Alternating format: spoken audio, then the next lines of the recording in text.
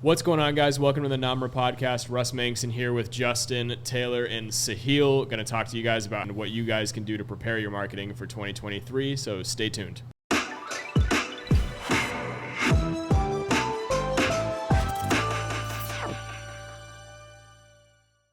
So one big change that's been going on, LinkedIn announced something recently. So Sahil, can you talk a little bit about that? Yeah, definitely. So they are actually working on two features that they're working on announcing, and they've been testing these behind the scenes, but I think they actually just officially announced that they're going to roll it out to all accounts. So one of those is now a native scheduling feature right on the platform. So similar to how Facebook has had for quite some time now. LinkedIn's kind of behind on this, but yeah, so now you are going to be able to schedule posts on LinkedIn, which is huge, just to maximize your digital presence on that platform, at least for the people that are always, on the go or did enjoy blocking out time to at least just get their content squared away and things. So it definitely helps on that end. I'm big on the scheduling feature. That's a huge tool. And what I think is going to happen is they're going to batch roll it out, so similar to how Instagram has in the past with their updates. So I think some accounts are going to see it first, then some more, and then eventually everyone's going to have it. So that's one feature. The second one that they're working on is called Focused Inbox or Priority Inbox.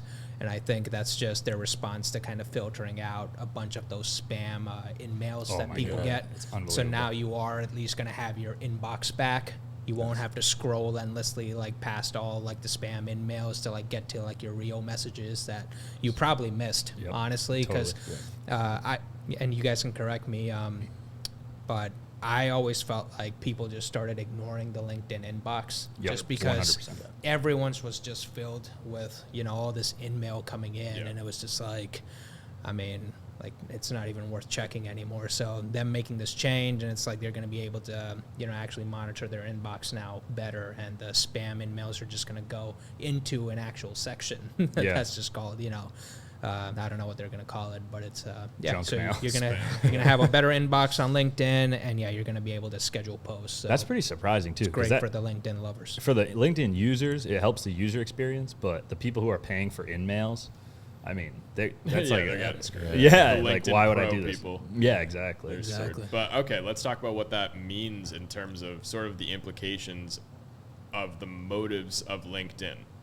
They are probably looking to support business pages a little more in the future, right? If they're allowing you to schedule posts, that's a huge step in the direction towards Facebook and Instagram to promote small businesses and business pages as opposed to just the personal connections, which they focused on since the origination of LinkedIn. So that possible big migration for them. Yeah, I think they were seeing a drop off in a lot of their lead services and tools because, a lot of people's inboxes were just getting filled by this in-mail. It was this is just becoming a spam platform now. It's, hey, I haven't used LinkedIn my serious messages aren't even going to the people. It was just becoming heavily just dominated by sponsored posts, which are oftentimes just ran by recruiting agencies. It's not even the companies. So it's people were, they were slowly dipping on, the power of actually being a jobs platform, which was one of the biggest draws earlier on with LinkedIn, where companies could post jobs and people could apply. So they were losing that touch a bit. They were losing touch on their timeline a bit too, because more and more people were starting to see a infusion of personal posts compared to the business. So they were kind of getting lost in that, and they were getting lost with this helping business pages kind of organically grow, because they would just get shadowed by in-mail and inboxes to just other posts that weren't really, organic content friendly. So they were kind of losing on all ends to these other platforms like Facebook and Instagram and the rise of TikTok and others too. So I think now they are finally just taking a look back, correcting a lot of the functionality issues. You didn't have scheduling for years. Yeah. It's how is a business supposed to get anything done? Wouldn't it make sense that instead of looking on Facebook for business pages and the LinkedIn, places that you're gonna potentially work at or look to call on, people go on your Facebook, not LinkedIn. And that's a huge failure for LinkedIn. Right, totally. You know, over the last 10 years, they did not really accommodate the business pages or the organic content for businesses. It was like they're way behind that curve, to the point where even though LinkedIn was dedicated towards making business and professional connections, all of that was happening on Facebook and Instagram. Yeah. So this is good for LinkedIn if they are able to catch up. Maybe they'll become like the business side of Facebook is now. And that migration could even help Facebook become more fun, less businessy in the future if they split. It's almost like they need like their identity back. You know? They were the business platform before, and then they just kind of, now it's a sale. Facebook became the business platform also.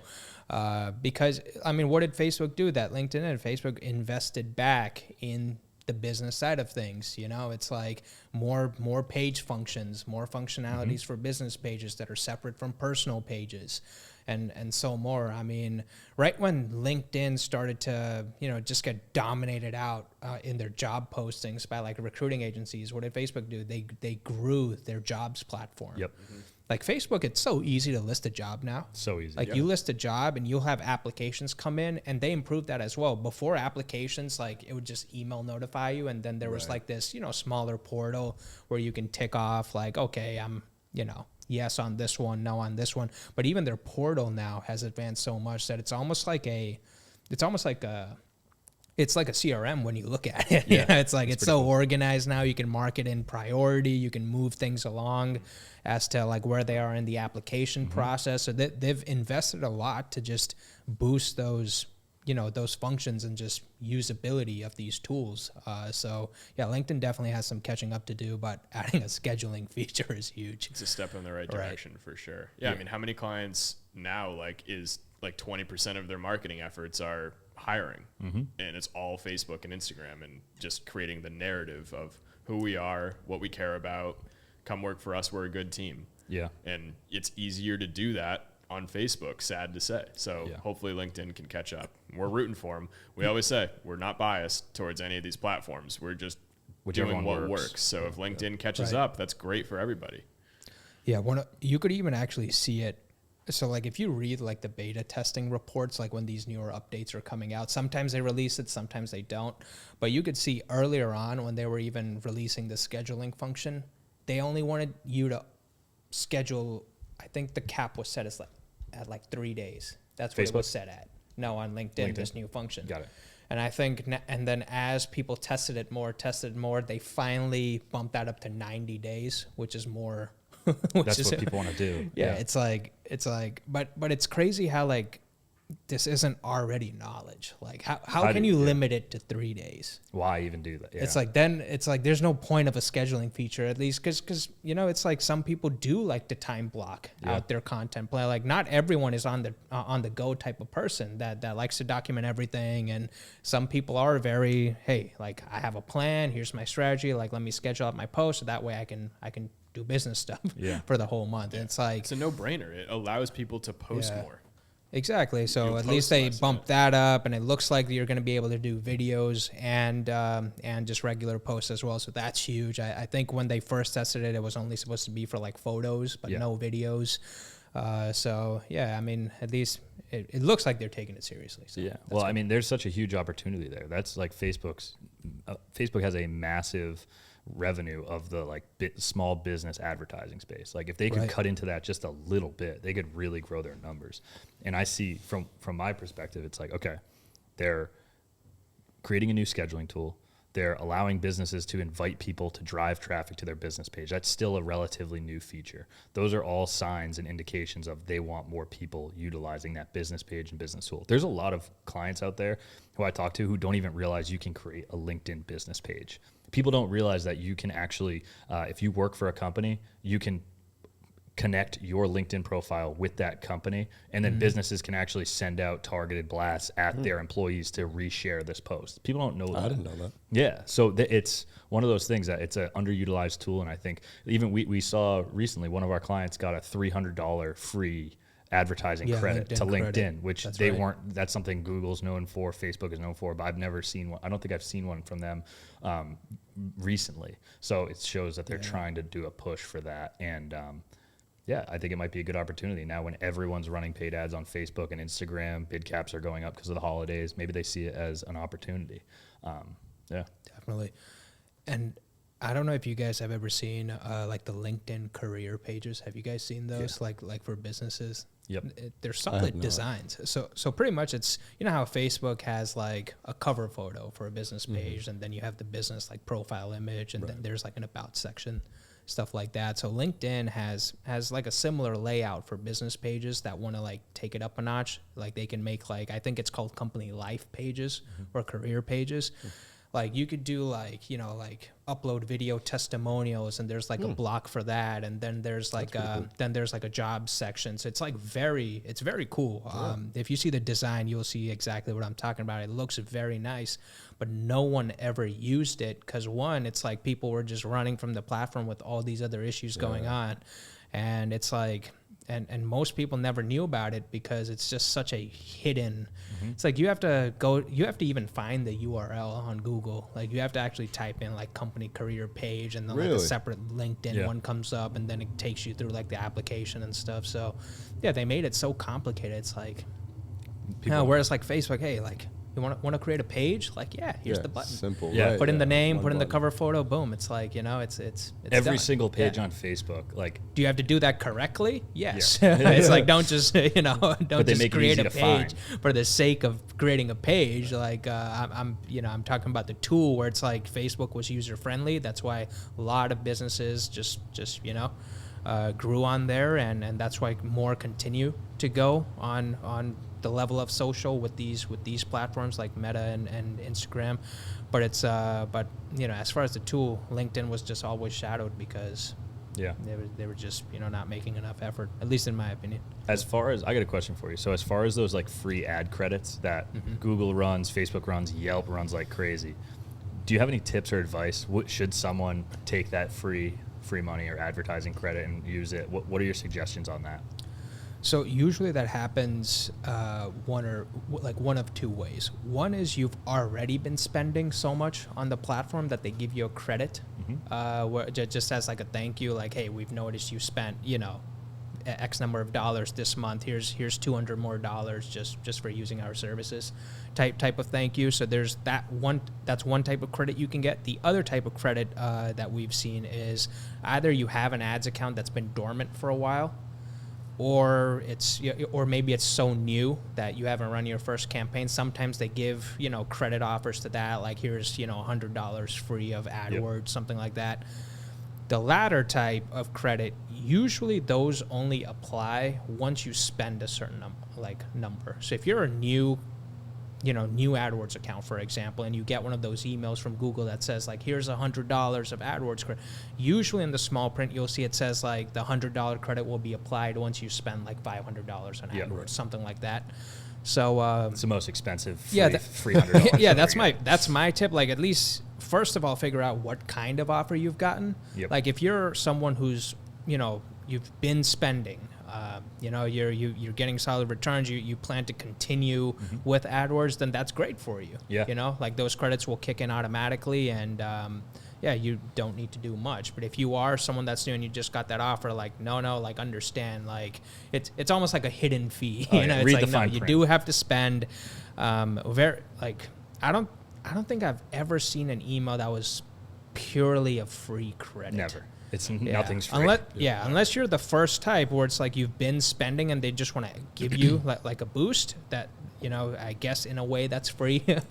But that's free because you keep spending. But it's like the second part, definitely I've never seen like a free credit come through. It's like you have to spend a certain number. And by the way, the AdWords credits are pretty efficient how they are given back. Like if you do spend that, they credit you back right away. Like they are pretty good about that. So it's definitely not like a scam thing that Google does, but just know you will have to spend more, and you will have to spend. My favorite, if you want to Google my free Yelp credit, just Google that and see all of the complaints, and I submitted a complaint to the Better Business Bureau. These guys stole my fucking money. It's unbelievable. It's crazy how many complaints there are about that, because Yelp is, they're tough. Savages. Yeah. One time a client kept getting calls from Yelp, just, hey, we're going to remove all your bad reviews and list with us, and, it's going to help your business and stuff. So I think he looped me in on a call. Yeah. So he pretty much just said, we have a marketing team. Like, could you please talk to them? And says, I got looped into this call. So this Yelp call center or wherever the call came from, you could hear like bells in the back, like them like making sales. Like it was almost like a boiler room where it's no, you could actually hear bells. They do, yeah. Like Wolf people of Wall screaming Street. in the back. Yeah, it was definitely like a communication center, but you could hear like others talking like on their phones and just like heavy voices. It's like, and then bells going. It's like, listen, it's like, in a way, it's like extortion. It's like, hey, listen, we have to pay to remove our We have to pay it's to, like, yeah. what? Yeah. And then, by the way, if you stop using the Yelp service, they all go back up. Yeah. Oh, yeah. It's like, it's, which in a way, it's like, hey, if a business has bad reviews, maybe it's for a reason. It's like, and you mean to tell me any business can just pay $300 a month to remove their bad Yelp reviews? It's like, come on. Wait a second. Yeah, that's like a lack of integrity on exactly. Yelp's part. Yeah, that's why no one likes You Yelp. can't remove a Google review or a Facebook review. Like exactly. That's legitimate. No, you can't. Right. Yeah. We're just getting, in a way, it's so good how they've made that process so strict as far as like reviews and stuff, where you have to go through quite a bit of effort to like actually get like a real legitimate review removed. Yep, you do. And that's why, Google My Business has flourished. Like they really have created this new platform that's much better than Google Plus. Oh my God, so much better. And by the way, if you aren't on Google My Business, you definitely have to be. Yeah. Otherwise, you won't even be indexed on search. But it's no, they've done a great job. Yeah. And they continue to improve, which is great to see. maybe we should just do a quick Google My Business plug. Well, explain what indexed on Google means, because no one knows what that. Like, a lot of people listening might not know what that means. But can you break that down in simple terms? Like, what does it mean to be indexed with Google? Definitely. So the best way I like to explain it is like, if you remember long ago when during phone books, right?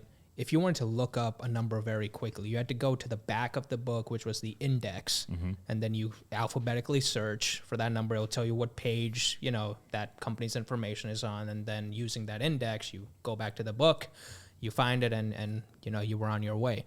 So that is pretty much what's happening now on Google. Like when Google first started, like they bought up a lot of these textbook directories and they uploaded them on Google. So in a way, like today, when we are trying to look up a company, we're kind of following that same system, but it's just all happening digitally. It's a really good explanation of that. So being indexed, when you create a Google My Business profile, think about it as now you're in Google's textbook. You're or in phone Yellow book. Pages. Yeah, and your listing is the index. So if you're not even indexed, like in the book itself, like it's going to be very hard to find you, right? So that's the best way, like I like to explain it. So like making a listing, optimizing it properly, making sure your services are populated properly, all of that, it helps your listing being found to the proper search terms much easier and more effectively. I always say it allows people to find you for what you do. Exactly. Right. I was working with a financial services company, and they had their Google listing, but under their listing in the category or like what you offer, it said commercial space. Like they're a financial advisory, but it just says commercial space. I wonder why you're not getting any calls from Google. It's because they don't. When someone types in financial services near me, you're not in. Google doesn't know that's what you do. It doesn't matter what your name is. They don't know. Yeah, that's why the optimization part of your listing is so important as well. Yes, definitely create a Google My Business listing. That's important. But if you do that improperly, that can also hurt you in a way. So, and what we mean by optimizing is just making sure that your username tag is accurate. Like it's not something way different than your business name, and that's creating conflicting signals for Google. Just making sure the services and description are proper. You can choose a primary category and also secondary categories, so making sure those are been selected properly. So you can do a lot of things to optimize and make sure that you're gonna populate for what you do. I actually have a great story about that. So I was working with someone, one of our clients, they had a friend who they like kind of referred us to. And they were like, hey, yeah, we'll get back to you. And just the deal kind of fell off the table, but we were introduced. So a couple months later, this person came back and said, hey, like, I actually like need your help. Like, can you jump on a call with me? I was like, yeah, sure. She kind of sounded like distressed. And it turns out that she was managing her Google listing on her own, and she knows how to, handle all that. It was a great source for leads for her, but she had changed her business name a few times. So in a 1 year span, she had changed her business listing name 3 times. She actually, because she got rid of her old address, she just deleted the address from the Google page, so there was no more address associated. And after the 3rd time of her changing the name, Google flat out banned her. Like, they banned the page, wow. They suspended everything, and now she can't even get back in. So she just got cut off at the knees because she was messing around with her Google page and did nothing wrong, but she had been playing around with it without really knowing. Like, I wish we could have been there to tell her, like, hey, you're not supposed to just keep changing your business name. Yeah, they're very strict on that right now, especially Google. They're very, very strict on quality issues. That's what Google refers to as quality issues, by the way. And that's their biggest thing. They need to make sure that the listings are quality so people can trust them. Right. The example I've started to give now is that, like, it's almost like hiring an electrician when you hire us, because the Google My Business and all these different profiles need to be wired properly. And you can't just now, as a regular homeowner, go in and like dabble with your you're gonna get electrocuted. Yeah. You're gonna get flagged or banned somehow, and you're gonna have to go through this really annoying process, which sometimes is like 3 months. Like, if you miscategorize an ad and your page is like has conflicting information, it's gonna be seen as you're spamming people, and that could end up being like a 4-month process of getting your account back, re-verifying it. And it could be something that I was like laughing when you said this, like the commercial space thing. Well, are you in like commercial space real estate, or are you a financial advisor and I work in the commercial space? Yes. That's you could totally screw up. Yep, and it's just like you just didn't know which one to pick. Yeah. Like, it's the same words, but totally different categories when it comes to setting up your account properly. So people don't realize how fragile it is. That's common, yeah. And that's like it sounds like an extreme example what you just said, but it is actually so spot on, like saying you're an electrician, because the kicker to all this, which is like really frustrating, because I don't know if we're going to be able to get that page back. I'm optimistic, but I don't know if we can get that back for her, because she removed her address. And you have to remember, you're not talking to people, you're talking to a Google, a platform. It doesn't know. It has automatic systems. Yeah. So because she deleted her address, when she went to rectify the situation, it gave her 3 options. Send us a utility bill to prove that you're at that address. Send us a like another piece of information, like showing the lease, your name is there, or something along those lines. And one other one that had to do with the business address, she deleted the business address, and she doesn't work there anymore. So it'll never work. She can send a utility bill from the old address with her name on it, but it's just which AI, wasn't even her name. It was under a different business name, so it won't work. And it might, but I've seen it's not. It's so she's in a really tough spot right now, and it's become like IT, as opposed to just you can do it on your own. Like, oh, you're posting on Facebook, you're setting up your little Google profile like it was 10 years ago. Now we're doing like software IT. Like, we're really like working on these fragile accounts, making sure everything's set up properly. They're just more complicated than they used to be. So you can break it. I hear you talking to clients about that all the time. Like, I've just been in the office. I've had quite a couple months. A bunch of them. They come in and they're like, oh my God, I don't know how to do any of this. Everything's changing. I don't know what anything looks like. And it's not working. Like, we actually referred to this in another podcast where we kind of said, gone are the days, for digital marketing where you can just hop on YouTube and do like the basic functions. I mean, yes, can you? like, yes, you can, but it's like now it's just so complicated. And like you said, you are pretty much like an electrician. It's like you got to make sure these things are wired properly. And at least as an electrician, what you learned 5 years ago is the same as today. You know what I mean? Right. There's still Romex versus conduit. Right. They're not inventing electricity. Stuff changes. every Right, literally. So if you do try to do it yourself on YouTube, you better make sure your search parameter says like videos within the past 6 months. Yeah. Because if you do anything older, it's hours. totally different. Yeah. It's tough. Yeah, like, so don't, tips on not getting, not triggering any quality issues. Don't make changes like very often on your listing. Like, make sure there's serious changes that, that actually need to be made. Like, don't think, hey, 1 week I want to go with this name, another week I want to go with this name, see if this name does better on search. Right. No, like, do not change your name over and over again. That's exactly what happened. Yeah. Or like type it in one way without capitals and then like save it and be like, oh, I'm going to fix the punctuation. Be like, oh, I and forgot then the comma. It, yep. And then like, it's like that stuff is... That so is name, one of 2 revisions you get. So like, yeah, use them well. Name will definitely get you flagged for quality issues. Like, is this even a real business? Like, why do they keep changing their name? Yeah, totally. Hours will get you flagged. So make sure if you have to make an hour change for like a special holiday hour or something, make sure you actually use the special hours function. Mm-hmm. Don't change it on your main hours. Yep.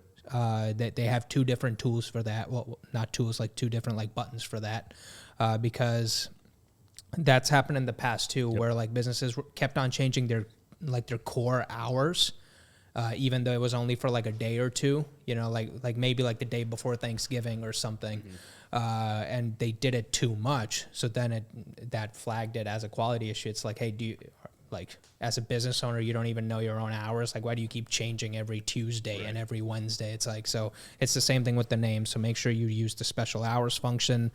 And yeah, just don't be changing that too often. Mm-hmm. If you have to ask, hey, how can I do this properly? Like, please do ask, but do not get your listing banned, because it's not like an ads account, like where, most of the time you can create a new one. Sometimes if your address gets delisted, then it's like they won't let you, like they will mark your business address itself as having quality issues. So it's like, even if you try to make a new listing, you might have a hard time getting it verified, getting a a verification code, something like that. So plus you have to build back up all that traffic of that old you lose your reviews.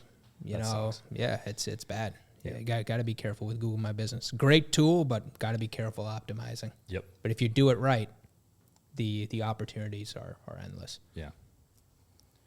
Anything else going on? Any other common issues, stuff you've been seeing lately, Justin? So 2 things I was actually going to say in relation to that. One, another update with social platforms would be YouTube just got handles. Mm-hmm. You sent that out. And that's pretty cool. So that'll be really nice for consistency across all platforms and indexing in that way.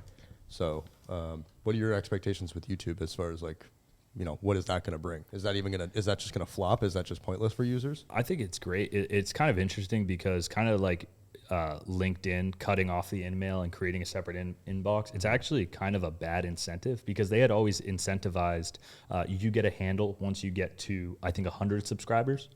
So it's kind of interesting. Like they have to be doing this for a reason. Because technically, you'd say like, okay, you can get a handle once you get to 100 subscribers. Yeah. So that's a good goal. I think it was 1,000. Yeah, it was 1,000 and 4 hours of watch time, something like that. So my question is, why are they doing this? Yeah. Maybe they're coming out with some other larger platform.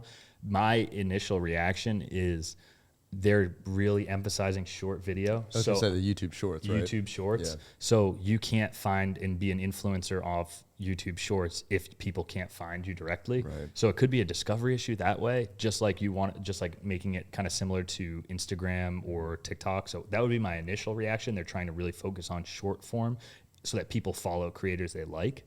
But I don't know. What do you see? What do you guys see? Just search advantages. Yeah. Like just having an actual handle and something to tag is like of value. Tagging like yourself in captions and things like that might be a thing. Like, for that purpose, it helps. Cross promotion, that could be it. I think it's definitely related to the shorts because that that announcement was made after YouTube Shorts have been gaining steam. Yeah. And they do have to do that in, just as a response to TikTok, because TikTok has something similar. You have your name, but you also have your user. Yeah. So YouTube does have to do that. The other reason is they need creators to create shorts. Not everyone is consuming minute-long videos. A lot of people are consuming 15-second videos. So YouTube, obviously, global leader in content, but they are not the global leader in content when it comes to shorts. So to incentivize people to create more shorts, like keep in mind, they have so many buckets to fill. Like if the average person, let's say like in a given minute, they're watching, maybe 2 shorts, that's like 30 seconds. Now let's say if that same person was spending an hour on shorts, think about how many buckets YouTube has to fill, right? So it's like to incentivize creators, hey, we'll give you a handle, you'll be able to get, I assume there's going to be lots of things related only to shorts that are going to come out in the future. Just how like IG recently started, hey, now you can boost on Reels too. Yep. YouTube will have their own, version connected with AdWords that's going to be short specific. Just all of these things are in effort to fight against TikTok. But it's like, everybody's so doing there's that. definitely that. It's They just have a lot of like content buckets that they need to fill though. So they need to do these same tools that these other platforms are doing. Yeah. And from a landscape standpoint, there's a ton of people out there that are YouTubers and maybe not the biggest social media have the biggest social media followings off platform. That's a good But point. and vice versa is true. A lot of these people who are Instagram famous, influencers on TikTok, they don't do long form YouTube content. Yeah, So it's there's a huge completely opportunity. different. Yeah, it's totally different. So this looks like it could be their attempt to grab some of those people over. It's like, hey, you do a ton of reels on IG and TikTok. Why don't you just post those over here too, and we'll give you this handle, we'll get you set up, so come on. And How come a lot of people rose to fame on the earlier days of like TikTok, earlier days of YouTube Shorts? The reason, or at least like a big reason that plays a part in it is like there wasn't enough content to fill that specific bucket of shorts. There was very limited people doing it. So if you were like the first 10 people to start doing fitness things on shorts, like you did gain a lot of that, right? Because there just was, there was long form content out there, successful pages that have already been built up and stuff, but they're making maybe 15-minute videos about their workouts or so on. But it's like, who was doing shorts? Not enough people. So like that, it's a different content medium, and all of these platforms are hungry for more creators. And that's why businesses that take the leap and start doing more content, they're going to flourish because they need your content. It's a two-way street. So how can those businesses leverage, like, say, a new feature that comes out in any of these social media platforms? Like you said, if the 10 fitness people Use they it. blow up, that's just it? Just use it? We Like, always say Use if a new feature comes out, they want you to Play with use it. it, and they're going to help you if you use it. Like, it's going to help you perform better. Yeah, because they control the levers behind the scenes. So they're going to emphasize those different things, even from like a user experience level. Like if you go on the new YouTube app, like the updated one, the shorts are mixed right in with all the other videos. You can go right into a shorts feed. So they're really pushing it down people's throat to try to get to react to it. Yeah, well, it's like we say, like, we always say be authentic, provide value, and just get started.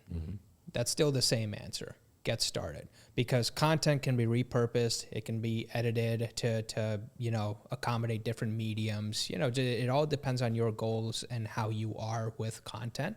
But as far as like leveraging the new tools and stuff, it's like, once you get into routine, once you start somewhere, it's okay if you still start with long form video. It's completely fine. Like that's not going anywhere. That has its own pool of viewers. But once you start, then it's easier to kind of dabble into the other things. But you do have to start. Like we said earlier, like 10 minutes ago, if you don't even have a listing, like let's start with getting index first. let's put content. Let's have that Claim your conversation YouTube next week. handle. Hey, this week let's at least get online. And then So Justin, I got a question for you. Any tips for those DIYers out there, or people who, all right, they're already making long form content or they're going to create video content? Any tips on how they can repurpose and set up their video so that they can turn it into a reel or a vertical video and horizontal video? Can you give some like tips on that? Like maybe set up, formatting? structure wise, as well please. as, like Just structure-wise, you mean? Not like yeah. equipment and all Also, that? well, I would say like even like making sure they're like centered in the frame or whatever. It might be like how far away you are. That's one thing that Russ and I, we always talk about with setting up the shots for this podcast. You've probably noticed when we started, they were a lot tighter. Now we've kind of backed them up a little because of that reason, making them IG accessible. The clips. Right, so cutting them down. So yeah, definitely. Like I think as far as structure goes, like if you're going to know, and we touched upon this a couple episodes ago too, like if you know that you're going to have one overarching topic, break that down into as many different topics as you can, and maybe even section it in a way that, like we've done playlists for some of our clients before, which how to be XYZ, and then you have a 10 video playlist that each one is a different topic about that. But then say they're 3 minutes, you cut them down, you have 5 short versions for each topic. So you have your long version, your short versions, and then your super, super short versions. Yeah, your intro piece, your outro piece that stays the same or whatever it might be. And yeah, one thing that you guys always say is like, okay, if we're going to have this be long and short, like make sure you're backed out a little bit so the camera is further away from the subject. The subject is all the way like directly centered so that when you do crop it down to make it vertical, it works. It still works. It's still, everything is in the actual view. Yeah, sometimes if you're, if you have an eye for something for horizontal video and then you go and you cut it in and like the person's face is taking up your entire screen, that's really uncomfortable to watch. Yeah, it is. User retention is not going to be good for you on that. Yep. Exactly. So little things like that really do go a long way in kind of like understanding what, what edits kind of keep user retention. Yep. We've talked about it before, but the more edits you put in, the more your brain is like, oh, that's something cool, and it keeps you sticking around. Yeah. So all that combined would kind of give you a really good IG TV reel. Good advice. For a beginner, I think like teaching yourself to shoot and edit basic videos is how you learn how to get a little bit better when it comes to like, oh, what do I need to do for this shoot? How do I make better content? Because when you shoot yourself and then you edit your own videos, you really start to gain a full understanding of like, oh, like that didn't work. When I shot it this way, it got cut off in editing, and now I'll fix it next time. And if you do that like just week over week, by the end of a few months, you're going to be a much better content creator, even if you're just using your phone. Yep.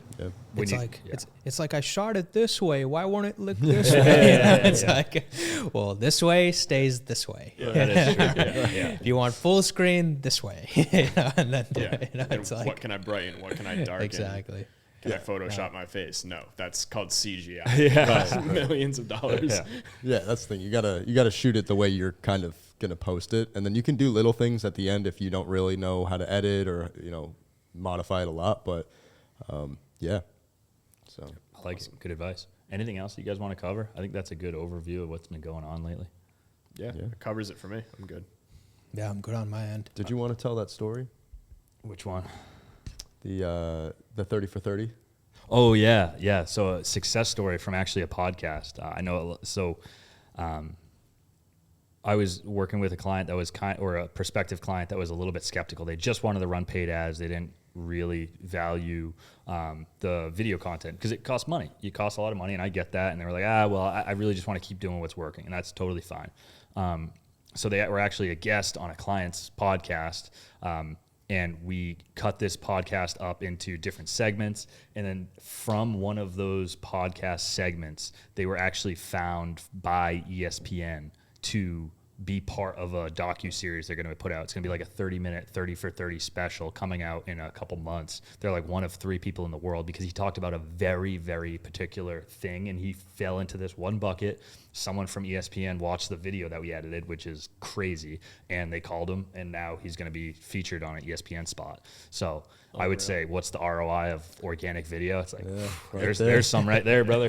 Yeah. So really cool story. We're really happy for them and happy it worked out. What a good story to end off this episode too, because right there they found it through the indexing properly. That's totally. And that you don't need a million. Like that video didn't go viral. There's not 1 million views or even 1,000 views on that video. But they picked a hyper specific lane and they nailed it. And they found the one person that did really need that or really was interested. So it's kind of like just an example, but it's that method works. It does work long term. So really good success story. And great job. You shot that. And great thanks, job. Man. Thanks, man. Yeah. That's a great way to wrap it up. If we could drop these mics, we would. Yeah.